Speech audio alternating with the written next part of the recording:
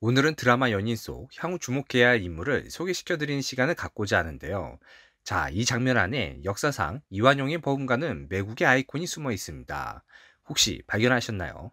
바로 이자 정명수. 오늘 제가 소개시켜드릴 인물입니다. 정명수는 조선 중기 때의 인물로 역관이자 호랑 당시 청나라를 도와 매국에 힘쓴 인물로 잘 알려져 있는데요. 그에 대해 좀 더 알아보도록 하겠습니다. 그는 평안도 은산 출신의 노비였습니다. 조선인이었던 그가 어떻게 청나라 역관까지 될 수 있었던 것일까요? 아니, 그보다 먼저 노비였던 그가 어떻게 청나라까지 갈 수 있었던 것일까요? 1619년 명나라의 후금 정보를 지원하기 위해 광해군의 명을 따라 강홍립이 출정을 하였습니다. 이때 해당 부대에 정명수가 병졸로 속해 있었는데요.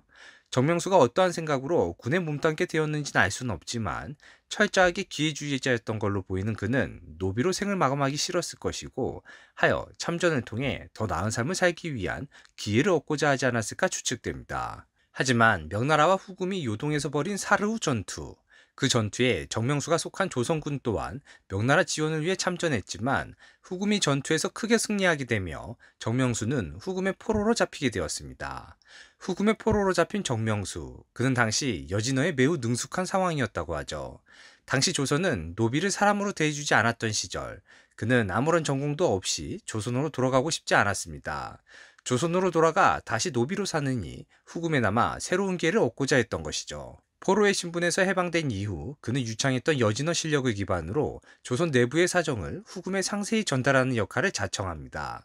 그들이 묻지 않았던 것도, 아니 그들이 혹 놓치고 있는 것은 없는지 후금 조정이 알아 도움이 될 만한 정보가 있다면 모조리 알려주었고, 이를 토대로 후금 조정으로부터 높은 신임을 받을 수 있었던 것이죠. 결국 나라를 팔아 입신양명의 기회로 삼은 정명수.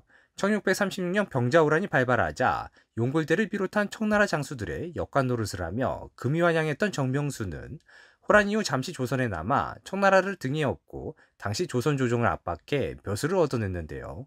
그가 겁박을 통해 올라간 위치가 자그마치 삼정승과 동풍계인 영중추부사.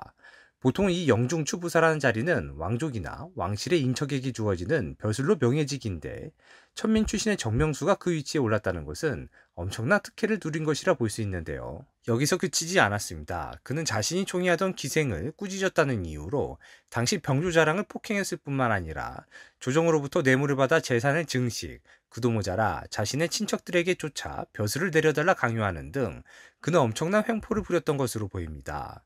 청나라로 돌아간 후에도 그는 조선 조정을 계속해서 압박하며 괴롭혔는데요. 이와 같은 만행을 두고 볼 수 없었던 당시 조선에 뜻있는 인물들은 정명수가 부패한 행위를 저지르며 조선에서 보내온 세패까지 횡령했던 만행을 청나라에 고발하여 정명수가 처벌을 받을 수 있도록 이를 도모하였으나 사전에 정명수가 이를 알아차렸고 자신의 악행이 담긴 고발 문서를 빼돌려 불태워버리며 그는 위기에서 벗어날 수 있었죠.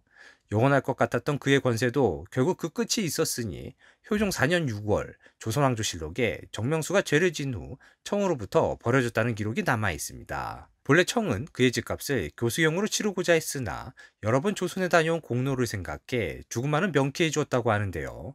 그 이후 정명수가 어떻게 죽었는지는 조선왕조실록엔 그 기록이 남아있지 않습니다.